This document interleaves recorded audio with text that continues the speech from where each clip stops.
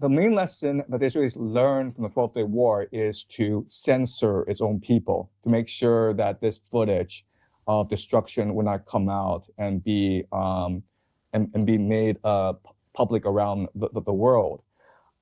So I think that Israel is far more resilient than people believe. Yes, a lot of people are leaving Israel. Yes, the Iranians are doing a lot of damage, but the Israelis are an eschatological people. They really do believe that this is the end times. And they have been extremely fanatical ever since October 7th. So I think that the Israeli people themselves are much more unified, much more determined than people assume, even though I assume that the damage to Tel Aviv is just vast. The real issue are the GCC countries. The GCC countries are actually vulnerable, much more vulnerable than people previously imagined.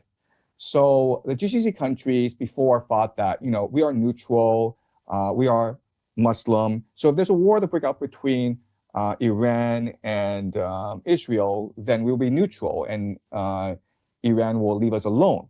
The problem is that Iran recognizes that if America attacks us, then we need to be able to defend ourselves.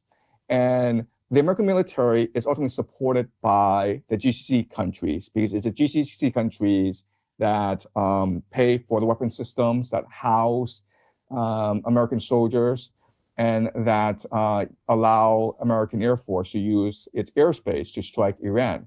So the Iranians are very smart in that the first two things that they did after the war started was, one, de facto close off the Strait of Hormuz, thus strangling the global economy, and then launching drone strikes against the GCC nations.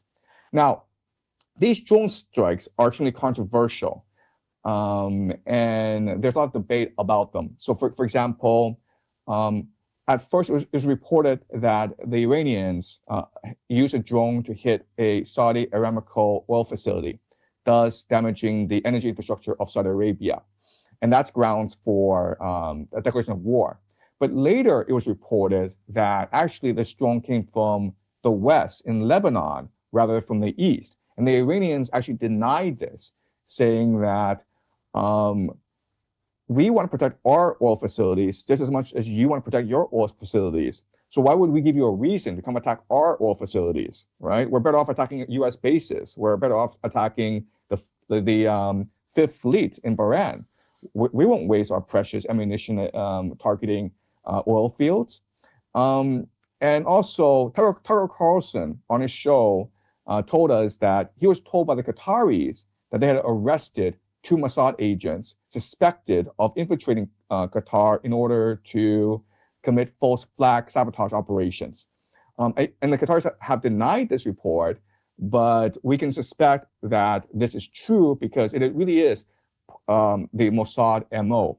So the GCC nations are the ones that are in real trouble because of this war.